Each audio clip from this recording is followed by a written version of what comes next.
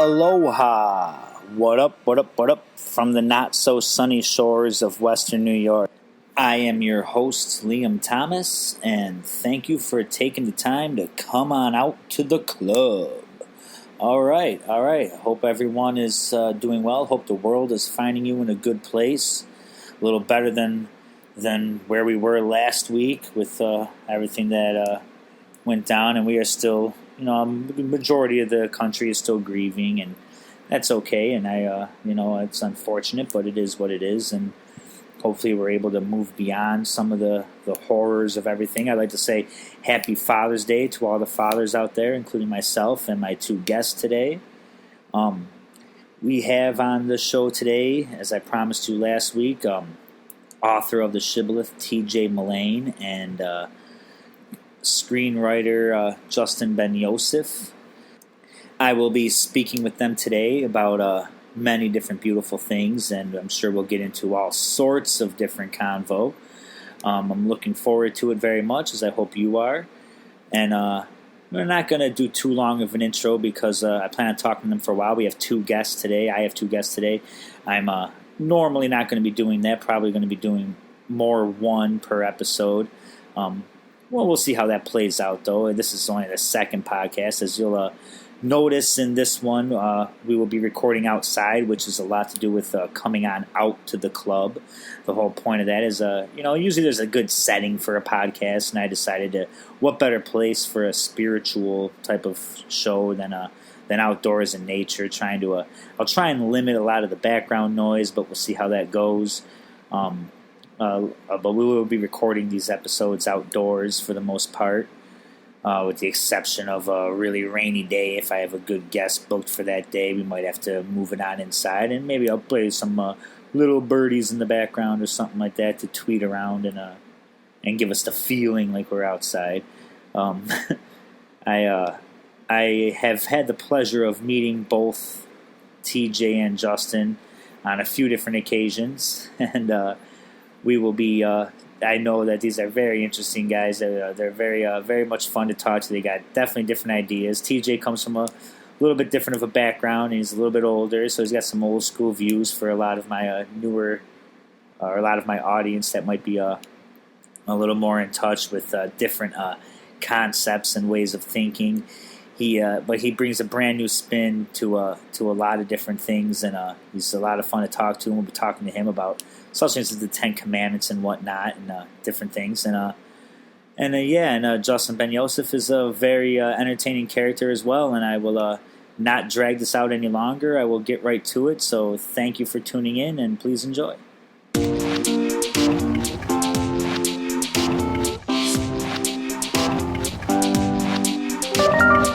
We got a nice Johnny Walker Blue and a nice cigar. I'm here with author of the Shibboleth, T.J. Mullane, and Justin Ben Yoseff, screenwriter of Vulures Over Low Doves, as I promised you last weekend. Yes, yeah, oh. You're on. Hello. Don't worry about it. We're just talking, and yeah, that's basically that. You can say anything crazy like. Right here, I will probably edit this out right now. Just say whatever you want. Don't be worried about anything. And if you do want to crack some kind of crazy thing or joke or some shit like that, we just try and remember to keep a little bit of a space, because it makes it a lot easier in editing when I got a little space to catch on, and I don't have to try and blend right between the voice. But yeah. So anyway, so you're just free to talk about anything, and yeah. But as we go with T.J. Mullane, hello. Hello. How are you? Good. How are you? All right. Enjoying that blue label? Yes, I am enjoying this blue label. That's my first time ever having Johnny Walker Blue Label. Oh, very nice. Very nice. But okay. So, come on. As far as your book goes, Etched in Stone, that you're editing it right now. It hasn't been published yet, has it? No. Well, it's on my private website. I don't charge anything for people to read it. I just wanted to get it out there. But you're talking about the Ten Commandments. Yeah, speaking of the Ten Commandments, but it's what I feel has happened over the years, how people have come to ignore them completely or put them in the wrong perspective. They take the wrong meaning of so many things, and they don't really understand what was being said. Sure.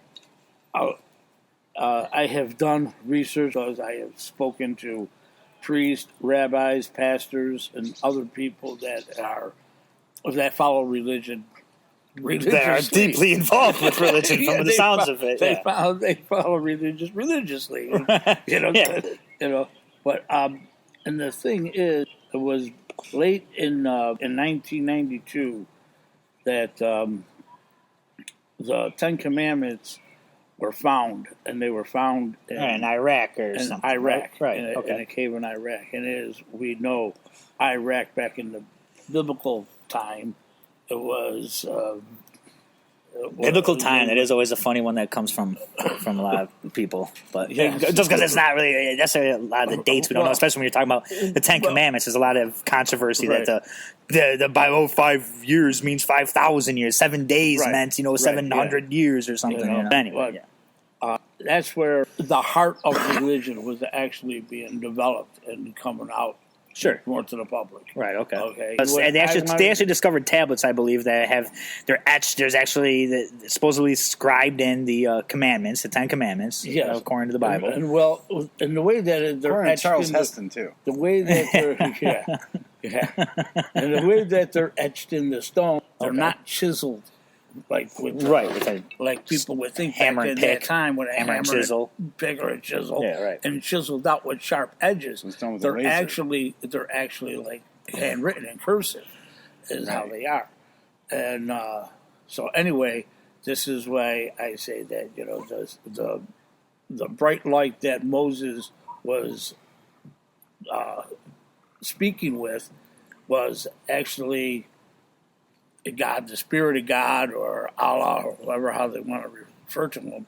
Or an alien civilization. Or alien, as many people so think. I'm not here to tell you that God is not an alien, or God is a human being, or God is male. I believe God is everything. God works through everything. It works through aliens to get things done, works through us to get things done. Exactly. We call them aliens here, but wherever they are, they're not the aliens. Well, it's a full energy that that exists, and it is an energy beyond man's comprehension, and I feel it's because it's so great, and so I like that this is what caused man to lose the true concept and understanding of the Ten Commandments. Okay. So go ahead. In order to understand the Ten Commandments, you have to take the wording almost literal. Okay? Literal. Yeah. Because take wording in the Bible literal. Yes, it's one you don't hear very often. Right, but see, this be killing their kids, rubbing blood all over each other's doors. No. That was. You just don't hear it often. You hear the argument all the time from the atheist point of view of. It's all metaphors, or not from the atheist point of like Christians trying to explain like to an atheist. These are metaphors. You don't understand. Yeah. But the thing is, when you say the blood on the door for Passover and how Judaism goes into it and so forth, you have to understand something. I'm not studying it in that manner. I'm not going to that way. Right. I don't believe the man-written word. Right. I know that about of religion. Right. Because there's too many guys writing the book, and they don't all understand it. And everybody puts in their own opinion. Of course. And, just like I'm putting in my own thesis right. etched in stone. You're talking to me for your 2 cents right now. But the thing is, the reason I feel that I'm close. None of these words are etched in stone. Oh! But what I'm speaking of is. But anyway, write this. And so starting with the very first one, when God says, I am the Lord thy God, and thou shalt not have any other false gods before me. If man really just looked at that and took those words literally, you would not have any other religions, because you would not have a religious leader, a pope, saying that Jesus Christ was God. Right. Yes, he was, but he was only here representing God in the flesh, explaining to us that we're all gods because we're all connected to God. Right, through which the was seen Spirit. as blasphemy and why it was killed. But people totally ignore that fact. And that was the first words God, or this powerful energy, spoke to Moses, is I am God and don't have any false gods before me. Right. And the story. He did, and it's a first commandment. verse, is it? You understand? He's commanding this. He's not suggesting this. Right. It's a command. This is the way it's to be. Right. Well, that's the way some people see it as commandments. There's another point of view that sees it as things that you just won't do once you've evolved beyond the physical limited realm that we're stuck in with our ego.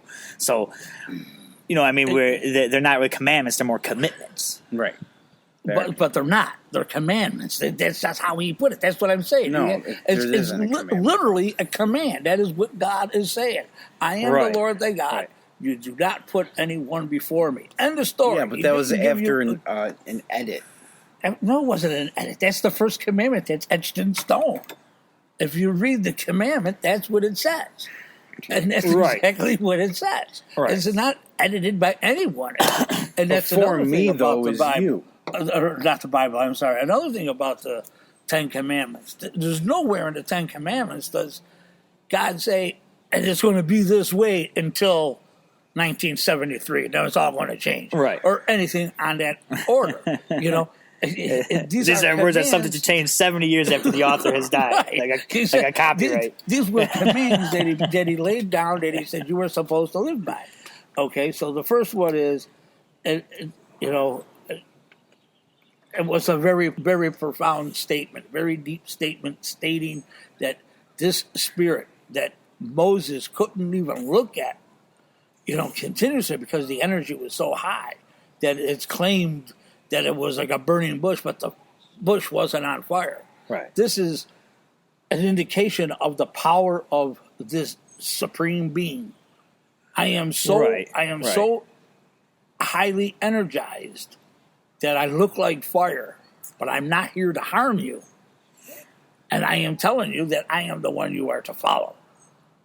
And I am the only one you are to follow. Right. And anyway, people basically have put that by the wayside because they'll follow just about anybody. Especially with enough money. Yeah. So the guy's rich, Donald Trump's going to be in office. Yeah, huh? So, Hey, he sounds like he's got a lot of points. He's got a lot of money. Nowhere in that statement where he says, unless you have Trump money, or you're, unless the you first, have Trump money, exactly. Or, you're Hillary, and you were a lawyer at one time who knows how to weasel around. Right. The only difference I think that what comes between our views and why I wanted to talk to you today is basically because myself and anyone listening to this has the common conceptions that are way different than one God in a sense. And when you say things like, when that's what he said that I know the supreme being, it's not a male or a female, okay, blah, blah, but it's still putting this realm on this thing that's outside of us.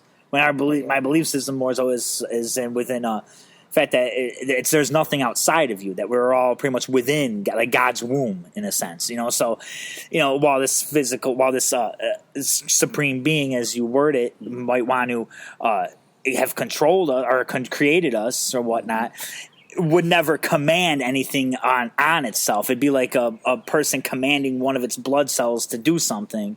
When it would never do that. It's its own blood cell, and it doesn't have to follow any rules. It just be part of it, It's all it is. So I understand what you're saying, but what you are saying is exactly what your blood cells are doing. Your blood cells are demanding right. Which is why I say that they might be commitments to take effect. Otherwise, you wouldn't exist. Right, and that's what I mean. Basically, they take those without even knowing that they're taking those orders. It's just what they functioning as part of the whole. Is the collective self, and so it becomes 10 commitments because when you're acting as part of this one cohesive self with all that is, you will do these things. You won't put anything before me. You won't lie. You won't steal. You won't kill. You'll just be acting as one part of the cohesive self. But you don't have to actually do any of them. Okay. You can do whatever you want. But that's why we have free will. Exactly. That's why he gave us free will. Right.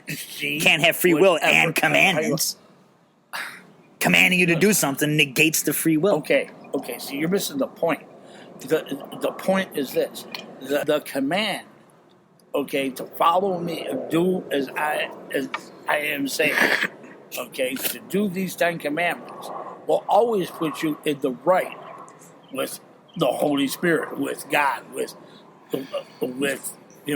Allah or I am, Right. Whatever. Okay, and that will always put you in the right if you follow the 10 Commandments. Right.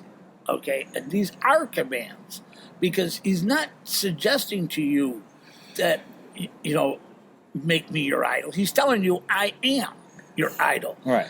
No, when you get I can see that. Right. The wording I understand is a little different. You have to understand T.J. Mullane is 64 years old. Not that means anything drastic, but that you have a conditioned point of saying he habitually.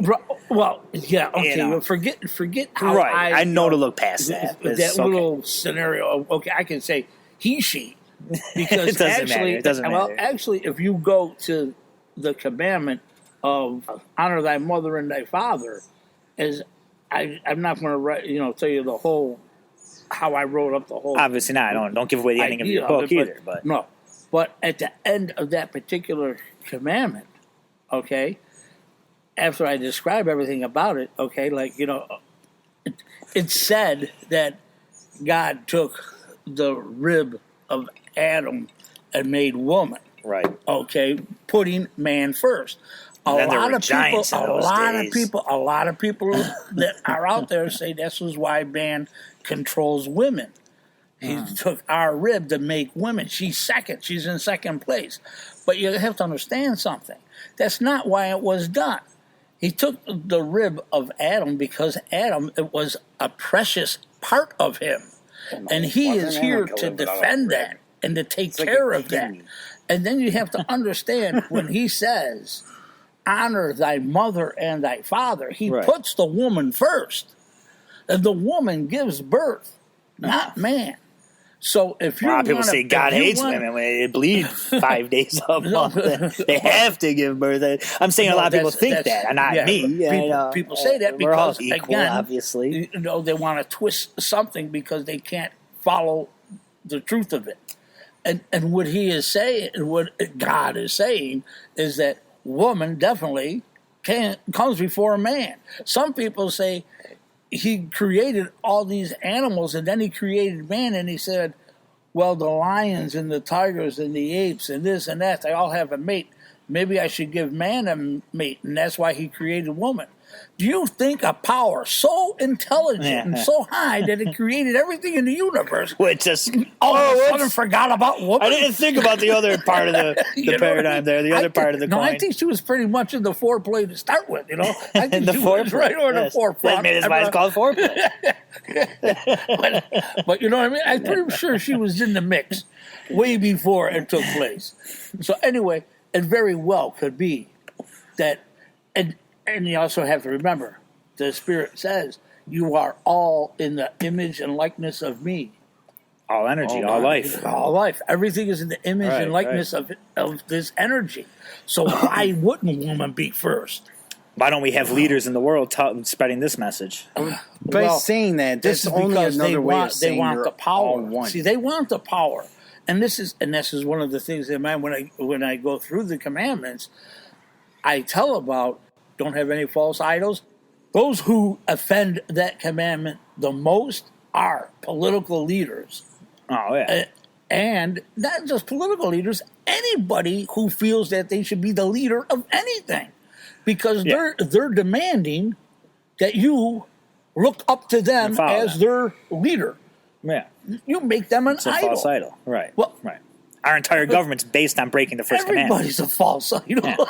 I always picture the government as like, for some reason I just see a big giant Judge Judy. Right. So, for some reason I just do. I say, and who are these people that just come along and say, oh, you must listen and these are the rules. We put these people in that position. Right. And then we slave ourselves to them. Same thing we've done with the illusion of time. Because we created this measurement. Because we're not following, and then ended up that command of don't have any false idols. No, not if at you all. had no false idols, right? Okay, and if you only believed in God and did what God said, okay, you would not be in the situation you're in. You would not be in war. Because there's a lot of people that claim that's the entire terrorist argument is that they're doing what God commands them. Yeah, by the book. Now, so you can't say God. No, just to straighten that out. See, when people say that, they say that because the Muslims do believe in what Allah said in the Ten Commandments. And what if God is just a gut feeling? And they're holding it. Moses had a gut feeling to write words. But Moses didn't write them. They were given to him. That's the first. Well, there's nothing that's etched in stone that says that, though. You found the pieces, so he could have done it. Supposedly, Moses could have been an alien with a laser and made it up himself. Maybe he was God. Exactly. I'm the guy. Exactly. And I have the bricks to prove it. Exactly. Okay. Right. Well, I understand what you're saying. I don't particularly believe it's that way, but I mean, I understand sure. what Well, you're saying. that's why we're talking about. But now, as far as the Muslims, from my understanding, yes, they're going by what we refer to as Old Testament, but actually, I would have to say they do try to follow the Ten Commandments to the word, to the letter. There's only one problem, okay? They have a really, really shady side of thou shalt not kill, okay? Well, if they believe, I believe a recent poll in the New York Times that 80% of them believe that it's justified to murder you for leaving the Muslim faith. Right, because what it is... If you leave the Muslim faith, it's punishable by death. It's not that... Right. That's what the poll said. But it's not... See, the polls They are believe telling that, you... or Yeah. What does a poll say? What? The polls are telling you... the polls are telling you how man put it out there. Well, actually what it is that the Muslims are saying you're worshiping a false idol, and that is death. You're not to worship a false idol. And by you... You're and the this furthest thing from Muslim. I'm not Muslim. No, you're Muslim. I'm not Catholic. I'm not Jewish. I'm not anything. I'm with God. So if anything, I'm God. Right. But I'm not any of them, because Muslim faith, when they turn around and say, we'll kill those who believe that Jesus Christ is God because that's a false idol. They're right in a sense, because Jesus even said, "No, I'm not God. That's what you call me." Yeah. He was the Son of God. I'm the Son of Man. That's what he said. You are the Son of Man. He is. I am. We're all the Son of God. Okay? Or a sister or a daughter, or however I want to look at it. Okay? But to the Muslim, what they're trying to indicate is that if you believe in Jesus as your Savior, as the Catholics preach, they're against you and they think you should die. That is not what God didn't say to kill them. No. He didn't say to kill them. Obviously not. That's what I'm saying. If the Muslim faith was following the Ten Commandments to the letter, they're obviously skipping thou shalt not kill if they believe that they're punishing punishing people by death for leaving the faith. But this is where they take it to the extreme, because they have read the word, will you die for me? Yeah, right. And maybe, and just maybe, they will understand the word of God. Right. Well, unfortunately for God, it didn't work out 100% in their thing, because, and I think he knew that it wasn't going to work out 100%, but that was the chance God was willing to take to save your soul, and that's why Jesus is referred to as your Savior. But the whole point is, he did not have Judas commit a crime, and Satan had nothing to do with it. Judas wasn't an evil person, and as far as the Muslims saying they don't want you to follow Jesus as a God, is only because they do not believe that you should have any other idol, although they have one in themselves. But I'm not going to argue with them. They want to pray to a mega, let them pray to it. God says not to. The closest I've come to anything that believes in God completely is the Indian. The Indians worship the heavens, the world. You're talking the Native Americans. Native Americans. Yes. Okay, we're going to take a couple seconds here to just to regroup, and we'll be right back here talking with Justin Ben Yoseff a little bit about Vultures Over Low Doves, and move in from there. So thank you for listening, and stay tuned.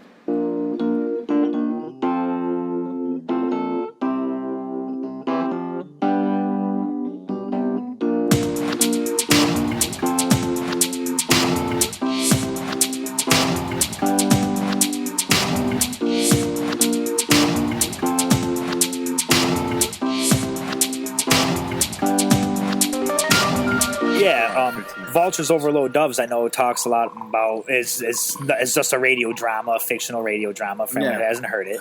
It's awesomely written, and it's well done. It's very comical. I enjoy it. Anyone who hasn't heard it can find it on SoundCloud. Vultures Over Low Doves. It's a fun little thing, spur of the moment thing to write. That was it's actually a commemoration of Orson Welles. Right. It's like a celebration, which I didn't even know until I entered this world of audio drama. But there's an audio drama day, which is I always knew as Halloween. But according to them, it's Orson Welles Day. So. Orson Welles Day is Halloween. Yeah, really? Because that's when Orson Welles aired his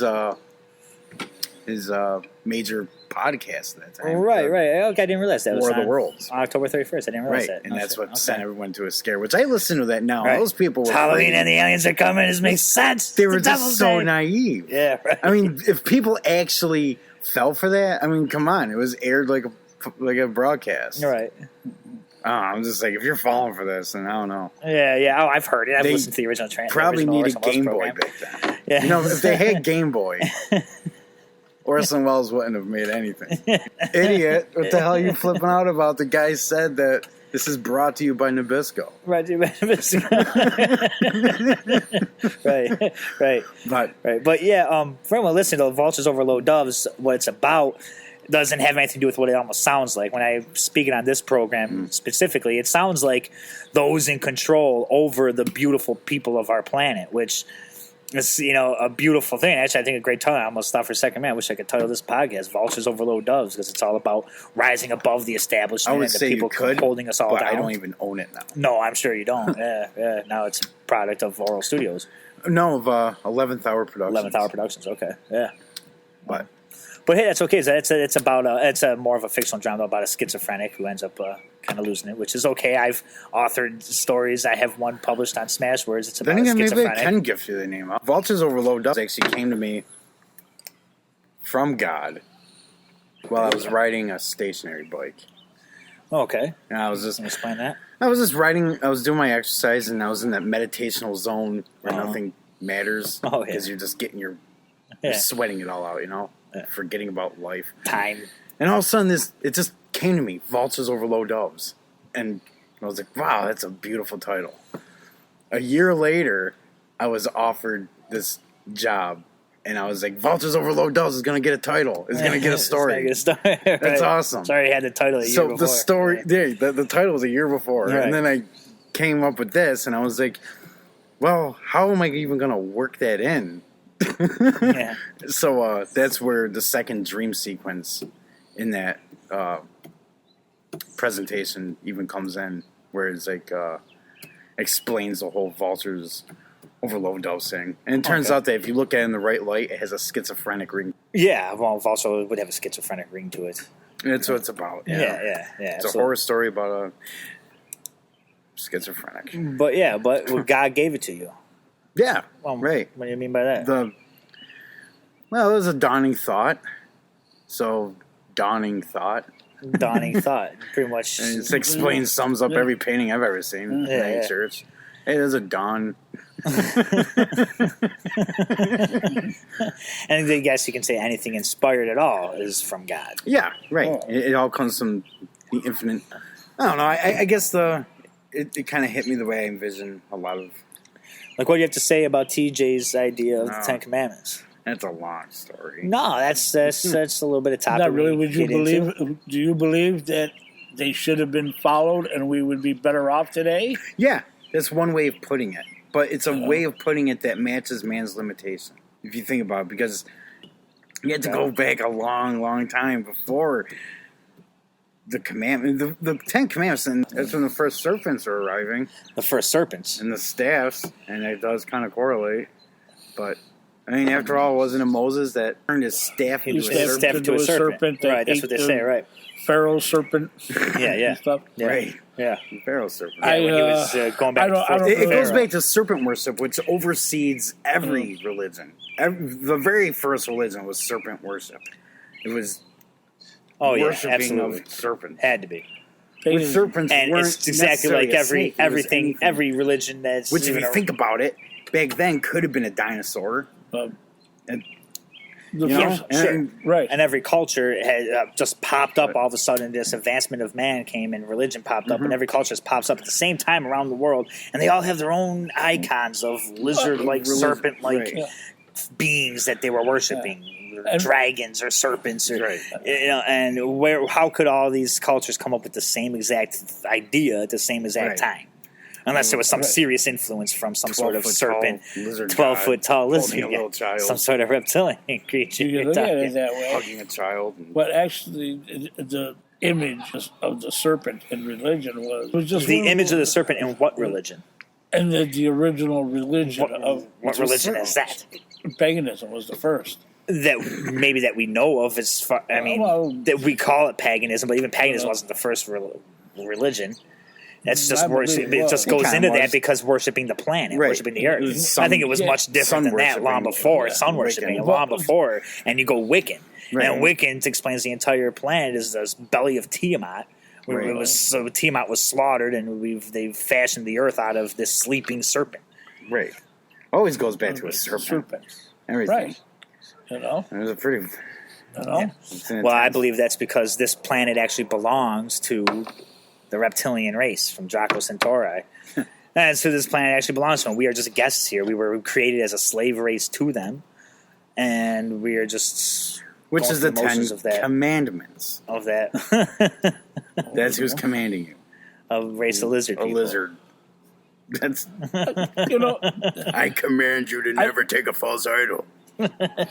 Or you could look at it in the Enlightenment view, which I you know, prefer. I can see, but where if see, every the thing is, where you say the serpent or this alien or whatever, is to me you are We're the aliens, you are we're the doing the guests. same thing. Yeah, that- right. You're doing the same thing that that the Jews did, that the Catholics do, that Protestants do. That they make themselves up an image. They make themselves this image because they have no real comprehension of how to follow. well, it's not nothing real but comprehension. energy. That is not allowed because it's no the comprehension of what real religion is not allowed. It's snuffed out. That's why Jesus is no more. That's why the most cursed name is probably Muhammad now. Yeah, essentially it's the same as I think because it's Jesus is in the Quran. Jesus gives Muhammad Muhammad is in Jesus' ministry, and then he carries out his ministry Right. after Jesus dies, after he's slain for essentially giving knowledge of Buddhism to the lower caste. And that is where, you see, if everybody was following true enlightenment, in which you believed that you're the only one here, and everything else is a complete manifestation of your own mind. That's what Jesus was saying and Absolutely. illustrating. That's why he Exactly was what it walking is. on water. That's why he was giving sight to the blind. That's why he was doing all these miracles. He was not saying, "Look at me. I'm the Son of God. Watch me walk on water." No. He was saying, "You can do this because this water Right. isn't really here. gotta let him It's talk, all too. in your mind." So as he's like treading the water, of course you have the masters of deceit that are your religious officials that are looking at him just saying, "We cannot allow man to know that he can walk across water and none of this exists. We'll never have an enslaved concentration camp in 2018. Exactly, right. So, believe it or not, it's very correlated like that. Because to those people, where they are the highest of the pyramid, they're beyond the pyramid. That's why they're disconnected. And that's why they're the species from Draco Centauri is a very Right. likely chance because they're on a high intelligence that You're knows talking that about this the reality eye- you're talking about the eye is that- nothing but a top of creation the- of these people's Right, you're on the minds. pyramid. Your reality is No, nothing but a no. creation of your mind. They know And that. that's on so much stuff. Yeah. If you look at it, if you start looking for it, but then again, let me stick this in your subconscious. Now I'm going to drive you crazy because now every place you look, you're going to see symbolisms of pyramids, and they're everywhere. You know, Every- I know. I've been through Mark that phase. is a symbol of the Saw that. pluralism or the rising sun or the everything. My roommate and I, a long time ago, tore down our Grateful Dead poster based on all this symbolism. on money. Nothing but pyramids and skulls and what the spiders and snakes. The Grateful Dead. The Grateful Dead. You know, You're yeah. grateful to be. But if you think about that in a positive light, right now, if this is your physical form and you are in fact more dead than you are when you're dead, aren't you grateful to be dead and dancing? Of course, that's right. So your whole ego is you're dead. Yeah. That's where hell comes in. That's where God was saying, Jesus was saying, you got to think like what they don't tell you at all in the Bible and what they don't say anything. They say that he popped in when he was 12 years old. He started talking a little bit. And then he disappears. Yeah, Jesus. Until he comes back as like a teacher 20-some years later and he's running his own ministry. Yeah. What happened in that area? What happened in those 20 He was years? in the mountains of Tibet. Yeah, exactly. Studying Buddhism. Yahshua He was basically was in the mountains he was of Tibet. a high rabbi / monk right. that mastered complete selflessness, he's fasted, he starved, but he didn't starve because he knows this body is nothing but a shell. Yeah. It doesn't mean anything. Right. So that's why once you are monks that have completely been able to meditate disconnected for years upon years, and that's why 200 years. Things like the conspiracy theories that are going on right now say they did all happen. Now you could look at it in like both lights, and this is how you would have such a literal divine dichotomy right in front of you, because like Jesus and Moses were tempted in the desert. They were treading through the desert during the time of pestilence and famine. There was nowhere to go. There was nothing to eat. And you have this illusion in front of you saying, I'm going to save you. Take this water, take this, and just to say no. It's a test because you know you're above that. Now, by saying that you're not a physical being. That you're not a physical being. Dependent on that is going to take 20, 30 years devoted belief in, because you're breaking down your core belief system in your mind. So built up from the day of your birth. Right. So you introduce this theory to most people, they're going to get pretty afraid because you have 20, 30, 40, 50 years of conditioning telling you, no, the table's solid, goddammit. I like my whiskey. Yeah. Right. Because you're feeding to the ego self. Is that a bad thing? No, that's not a bad thing. That's why you're here to experience But those people have a tendency, what religion did was take your ego, make it a sin, and make you guilty of it. Exactly. And that's why the first sin, being born into sin, is when you're born and you're born with this ego and this sense of self. And that's where the first commandment comes in. Do not take others before me. You do not take anything outside of you, because everything is you. So it's actually, it's a beautiful thing, because you, in the power of I am, we are all one and connected. So this jug is here because we're co-creating its existence. Exactly. We are all focusing, even though we all see it differently, if you were to go into each other's eyes, you don't even have to worry. Look at everything. I got this angle, you have that angle. Right, you have that angle. Right. So right now we are in three complete different universes. Because right now I'm not saying this, I'm not saying that. There's going to be one. Well, yeah, but if there were 6 of us here, there'd be 6 different dimensions of that. Right. The point is that everybody's in the third dimension creating. You're all in your own room. Right. Coexisting and agreeing now, on if one everybody general knew that. And, exactly. we're really starting to teach it. Right. Because it's crazy is for the first time in our life, my life, and I'm sure everybody, 700,000 years of life, about everybody up from that point had that ability, and then it was taken away. Yeah. And where it was taken away was the introduction of religion, government, all these things. It was just, long before. Well, the church, which was the original government. But the thing is, like, long before the church. There should be the missing link that we're all focusing on. Like, screw the missing link. Are we between an ape and a gorilla? No. The missing link is the understanding. Was the alien intervention of the spirits? That's the missing link. Okay. If you understood it, you wouldn't have a missing link. You would understand that that's why we're here and how we're here. And you wouldn't have, I evolved from the ape. No, you didn't. We're a totally different species. God. No, you're not. Yes, you are. Share so much DNA with ape. And 98%. Insane. 98%. But we're not identical, and this is the whole point. You evolved. This is what. It all exists, man. But right now, you're buying into the ego system. Man. The real missing link should be, instead of that, it should be where do we go from oneness to complete segregation? The possession. Like, where do we come up with this idea of boundaries and like everything is mine? We're at one time we shared everything. We just lived communally. The way we should be. With and everything. the only thing I can come up with is alien intervention, a species that had different means for their own civilization, such as maybe harvesting gold for whatever its properties that are extraordinarily useful beyond what we use it for. If you want to believe that. It's not if you want to believe that. I'm saying it's where you get to what point you get to where, yes, there's a lot of proof that points toward that aspect, and it's not just want to believe that. It's, if you... well, that's where the negative spirit comes in, and that's... I know you both want to say that there is no such thing as Satan, but the negative spirit only exists within this realm of our ego. Satan is as much alive as there is God. He is the negative side of God, and they have to have each other. Satan is pure ego. Right. You are living in a realm of hell right now, in a way. And you even have this guy called Satan in your reality because it's all... what makes you want to be... It makes you desire. Without the ego... Without the ego, you wouldn't have any of the seven deadly sins. They are all slaves of the ego. You wouldn't have selfishness. You wouldn't have... Right, I know what they are. But what I'm saying is... but that's Satan. That's okay, now you're just calling it two different things. You're saying negative Satan, but if you look at it... If he's saying Satan is a word given to ego, you're arguing ego is a word given to Satan. Yeah. Yeah.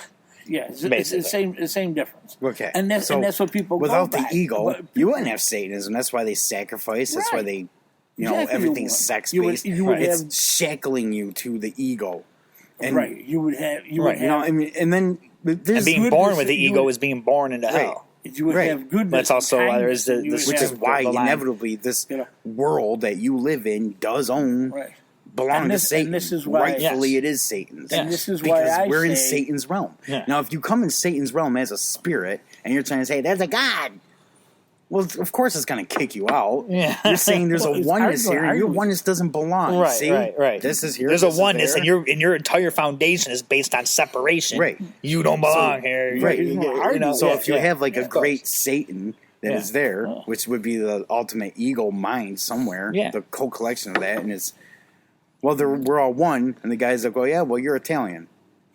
Yeah, right. Right. We're all one. Yeah. You're Italian, and I'm Polish, or whatever. And, but we're in that entire realm of... The only thing that I have ever experienced to get me outside of the realm had to be magic mushrooms. Yeah, of course. After you oversee that, and I really wish... It wasn't regulated as the recreation that it is, and then that regulation in itself made it a drug and made it abused and made it a recreation. Yeah. If it was always like, shaman took it as part of your religion or part of your faith or your culture, right? Then you wouldn't have that. It'd be like, what? Yeah, you convert? Yeah, right. No, I didn't convert. I just took some mushrooms. It'd be like I went to a bar mitzvah. Yeah, yeah, right. But it's not like, but again, this stuff when it's abused, it locks up a lot of kids in jail. And that's how we have these vultures over low doves, beautiful beings eating, experiencing the oneness outside of this shell, outside of this egotistical hell we live in. And but we have an institution now telling you that no, this is not. You do that, you free. You're talking about oneness. Literally, the government is Satan. It is literally. Right. They're telling you you're separate. We got to build walls, says Mr. Trump. You know what I mean? Right. He's the fucking devil. It goes down to. But they all are. It really is. But they all are. Right. You can't say all are. We all are. We all are. We're all. Yes, absolutely. Everything you see is a separate thing. It don't say like that because that goes back to what I was saying about the idols, about the leaders wanting to be the idols. Yeah, they're in. Let's say they're in Satan's control. They let their ego have so much of a grip on them that's what they need. Right. They need to be in front of that camera saying it's me. Yeah. This is what they need to survive. Of course. And it's their Satan that's in them that's forcing them to do it. Yes, of course. It's somebody it's the longing and the need for the separation. Someone who's godly is more likely to be meek. I don't need a lot. I have everything I want. In fact, I probably have more than I deserve. Than you need, yeah. But I'm not going to argue with it. I'm not going to throw it away. Sure. Because I like it, But on the one the one thing that I want to step back just a little bit on is when you turn around and say that they're born in original sin. I've heard you say that before. That's a metaphor. I know it's okay. I hope you understand that's a metaphor and don't really think that anybody is, because there is no original sin. And the way I can prove that to you is take a look at your own child. You think that child was born with a sin? Right. Yeah. No. She has no. Yes. There's no sin in the child. But you're coming. All this is coming from, and it's the reason why we're talking to you today. It's only because They have a we defiance. have a different definition of Jesus the word was sin. a bastard, if you look at it that way. That's the name of this podcast. Jesus was a bastard. I mean, no, if you want to look at it that way. No. Yes, was Joseph. right. Your story there, boss. Yeah, back to sin. Back to sin, you I'm bastard. back to sin. Jesus was a bastard. Yeah, if you want to look at it that way. You know, Yeah, mother no, was no, married no. to someone else. Yeah. You know. Right. Oh, talking to these guys truly is a beautiful and entertaining thing, and I just quickly want to throw a plug in there for them. If you're interested in listening to Vultures Over Low Doves, you can find it on SoundCloud, as we mentioned. If you're interested in reading Etched in Stone by T.J. Mullane, that can be found on his private website. That is www.leafs2read.com. That's leafs, the number 2, read.com. And please stay tuned for the rest of our show. We will be right back.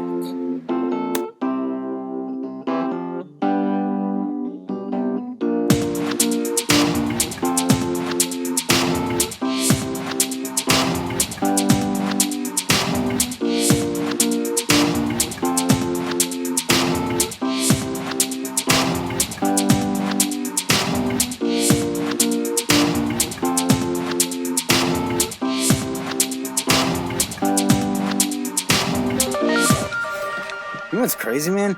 The Oreo cookie. Look up the cross of Lucifer, the cross of Satan, the satanic upside down cross. No, Oh. it's a circle with a line and like a double staffed cross over a world. Same Nabisco, isn't it? That's right, Yeah. and it's right in the center of the Oreo. Yeah. And the Oreo has 12 lining Maltese crosses, all signing the Knights Templar Around it, yeah. around it.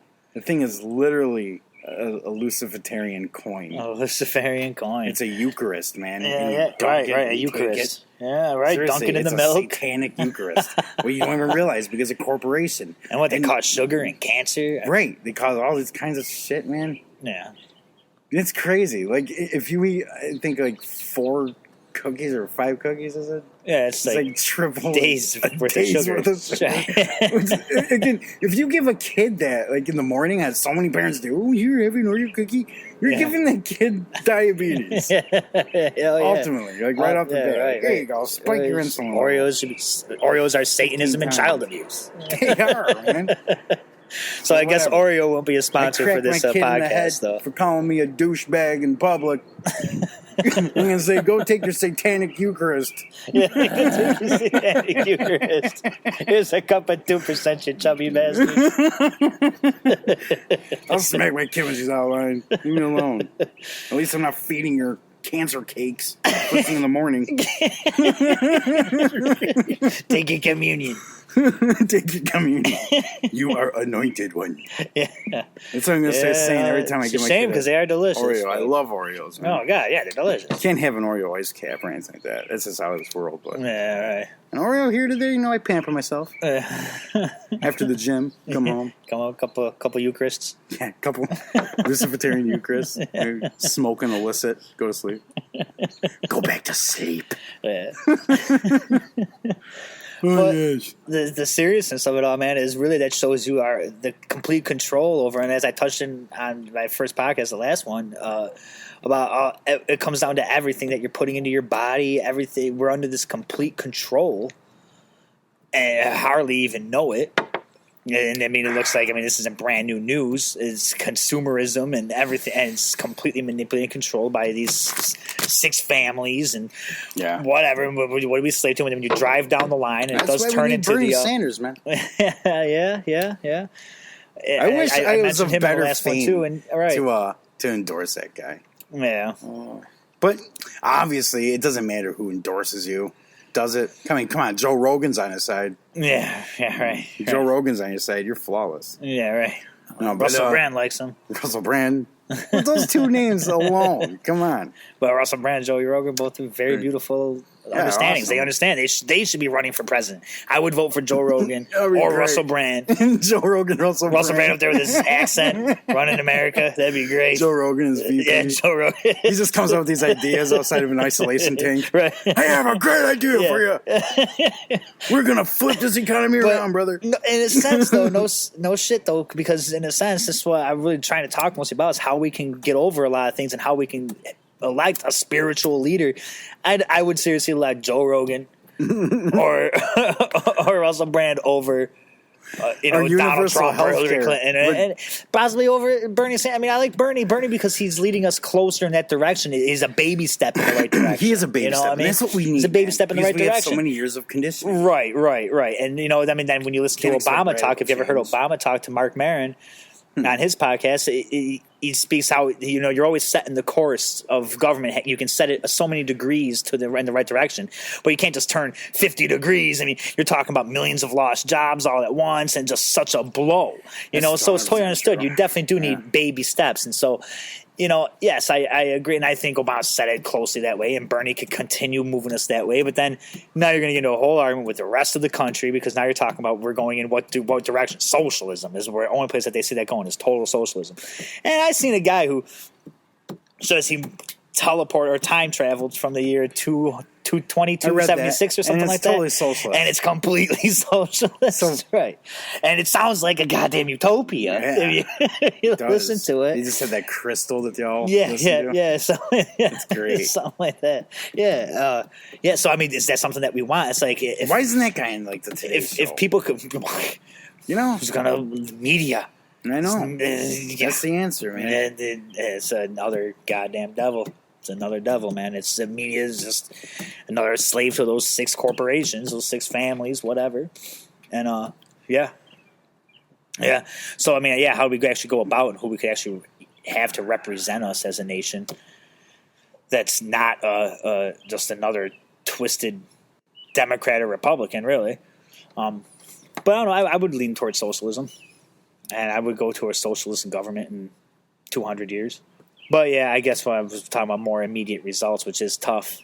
That's the thing. Like with Bernie, he's been fighting for civil rights and just like this idea of his for so long.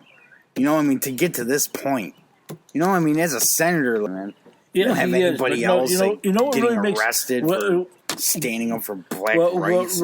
You're right, but what really makes Bernie Sanders stand out in that aspect, though, is because of his heritage and what he went through. You have to remember, he's a Jewish man who went through his people being in prison camps during World War II. He knows what it's all about to be segregated. He knows what it means to live in a ghetto. He knows what it means to be persecuted for your beliefs when you really shouldn't be. And he really understands how that the corporate America and politicians that are in the pocket of corporate America are taking advantage of the tax-paying, hardworking people of this country. Right. He understands it. He sees it. He's lived it. He's been there. So, yeah, he is by far the best candidate out of the 3. And I'm not trying to turn this into a vote Sanders podcast. I believe all my listeners would be more for Sanders than anybody else. This is a baby step in the direction of a spiritual leader and a holistic future. What I really don't understand is how you can have so many people on the news, on Facebook, on the radio, in the newspaper, all saying this about this guy and how they want him to be up front, and given the chance to go for presidency, and yet those, whoever they are, that has control over the electoral votes or what have you, keep putting the 2 idiots out there. The Electoral College, You know what I mean? I mean, Shouldn't somebody slap them? Yeah, but I'm pretty sure that they're lizards, man. That's what we're getting to. I'm pretty sure, to tell you the truth. I mean, I know that sounds crazy, but hey, one thing I would want to get to before we finished up is, I mean, and not to just draw on and sound like this guy's the host is. You know, he had 2 good guests on, but the host, he's fucking obsessed with these lizard people. He keeps bringing them up, but it is amazing to me that thousands of reports poured in on the Queen's birthday and showed her waving her hand and turned all scaly or something. Some actual shape shifting going on there. You know, to me, I always hear about the lizard people through the reptilians, and I always hear about them and think like, okay, you know, like, well, whatever. I'll just they won't be part of my reality. And shape shifting. I don't know. I can see like maybe that these entities are real and they're somewhere on the planet or something. Jesus shapeshift. Really, Shapeshifted a lot, man. Like he came back to Moses, or he asked in the testimony of Judas, he asked Jesus how he can attain his knowledge. And Jesus said nothing and then left. Right. He just left as an adult. Came back like 7 days later as a 12-year-old boy and told him, no, you're going to have to betray me. Yeah. So there you go, someone that's shapeshifted. And the crazy thing is, you know where Messiah comes from? Messiah, yeah. The name Messiah? Right. It's the same thing that means of Mecca. Right. Go ahead, explain. It means lizard fat. Right. Or alligator fat. Yeah, it's to be anointed in alligator fat, and that's what they would do. Right. And they would, in fact, Jesus is the anointed one, is because he was properly anointed in the fat of an alligator. Right. It's of a reptilian. Exactly. And that's where when I discovered Messiah these, comes from. When I discovered these things, the word. That's what opens me up to say so many things about why I come off on this show talking about lizard people here and lizard people there. And yeah, it's because it's more and more every day. It feels like it's become more and more of a true reality, man. And I mean, maybe it's just in my. You know what's a really reality, funny thing to look at? But it just like clicked during the Super Bowl they ran, and I don't know if you even see the commercial anymore, but the car commercial with Matthew McConaughey, he's driving. If you happen to, your listeners have like old DVR things, right? Sure, probably. If you ever come across, or probably don't own television, or YouTube it. I don't know how they're even going to hear this. YouTube They're staying away from television, my listeners. YouTube the Matthew McConaughey commercial, car commercial. I forget what car he's even driving out. There's one where he's sitting there and he's just looking all cool. Right, of course. He's Matthew McConaughey. He's driving his beautiful vehicle. I forget what kind of car it is. But out of nowhere, this iguana is just zoomed up on right in his eye. And then they just drop it and they go to the name of the car. If you watch any videos on... Why is that lizard in the middle of the commercial for absolutely no reason? Seemingly no reason. Okay, but what car company is that? Driving a car, shot on lizard, tell what the car is. Do you remember what car company it is? I don't, but I'm sure they're a top competitor. I'm sure it's corporation. And I'm sure it's all worship of... If it was the Super Bowl... It's probably either Ford or... I think it's like a Hyundai or something. Or I don't know. But... something I didn't expect Matthew McConaughey to be driving. Right. I was like, well, what, BMW? No. Yeah. No. I'm pretty sure it's Chrysler. Yeah, okay.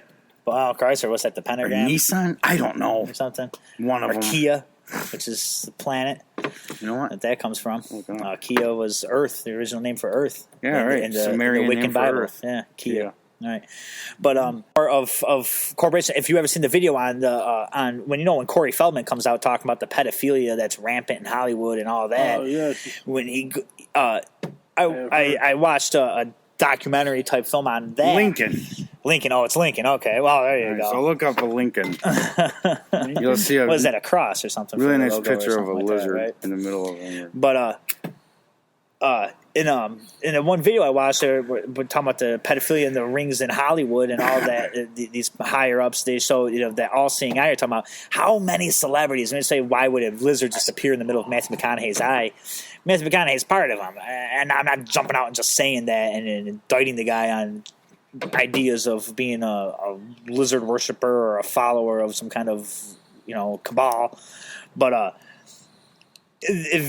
every video there's a person with celebrities. They all do the one thing where they cover one eye. You never notice that fashion trend where the celebrity covers one eye, or they do this one where they have like a pyramid type of thing over their head, something like that. Jay-Z always does it. Something like that. Right, that symbolism, and I mean, at the end of this video, man, I couldn't believe. I'm sitting here. I had to keep tapping my phone to see how much more time was left because on the video, just to see how many more celebrities are going to show. Because it just kept flashing pictures. I mean, every single one of them almost is like have done this pose at one time or another, and it's like, that is insane. I mean, it's not like, oh no, it looks really chic. It looks really queen turning into a lizard. I would really basically call me the Doubting Thomas if you want. That's what the T stands for. But that is something I really have to see for myself. I don't believe these hashtags. Well, this is Liam the Believing Thomas. Yeah. And you believe she's a lizard, huh? Yeah, I think so, man. I don't know. I do. And now I've seen a time-lapse videos of her going old. From... Her skin's leathery. I've seen her... that's what I was going to say. I've seen time-lapse videos of her as, like, real young, how, when she was about 17 or 16 or something like that. And then pictures of her as she aged throughout the years. Yeah. And, it goes like, well, then you sit there and you think like, oh, well, if she's a lizard person, like for some reason there's this like almost like this set-in conception that like, oh, if you're a lizard from another planet, 20 foot tall, then you're just going to shapeshift into an adult being. But no, of course not. She would actually start off as a little kid and show her she was growing and growing and growing. Right. The whole family, it's one bloodline. So I think it goes much deeper than just that she's a shape-shifting lizard. Like it's not actually just like some lizard just popped and became her, but it's an actual race of these beings that are actually always this royal family. And it's not just the queen. I think it's the entire royal family. I mean, why are they really the only monarchy in existence? They're not the only monarchy. No, I said one. I said one of. The cultures that I believe are the tribes you don't hear of. The Ubunga tribe living out in the middle of the plains of Africa somewhere, not launching slingshots at each other, to fight over a piece of land and stuff like that. They're the ones that I say, okay, you're probably onto something. You probably got some sort of better method of living this. Not that they don't sacrifice each other and do other things that I'm not even aware of. But I have to end this right now. And I also want to more on Etched Stone, but there's other things what I'm going to do. What I'm going to do, and here I'm just going to cut this here now. And that was speaking with T.J. Mullane, author of the Shibboleth, and Justin Ben Yoseff, screenwriter of Vulures Over Low Doves. Some very interesting things that came up there. Some definitely unexpected turns that we took. But we will definitely want to talk more with them. And so we will definitely be recording. I will be recording a part two, probably a shorter podcast, but get into some of the things that we obviously were jumping over each other to kind of get into there. T.J. Mullane gets a little ambitious and argumentative sometimes, but he's a fun guy to talk to. So we'll pick up with him and a little bit more about Etched in Stone, but not just that, other takes on other views and other things that we have to talk about. And I know Justin's down to speak with me possibly tomorrow, but we'll find out when. But either way, it won't be posted till the following week. I'm trying to record these episodes between Sunday and Wednesday of each week and have them posted by Friday at 10 o'clock at night at the latest. That's my goal. That's what I'm shooting for right now. And so, we will pick up next week with a part two with TJ and Justin. As for right now, I have a couple other guests lined up that I'm going to be talking to, but I haven't had them booked yet specifically for specific dates, so I'm hoping to get them in soon. Thank you for coming out to the club. I hope you all enjoyed this podcast, and I will see you next time. Thank you very much, and as always, I bid compassion, love, understanding, and benevolence to you all. Have a beautiful night.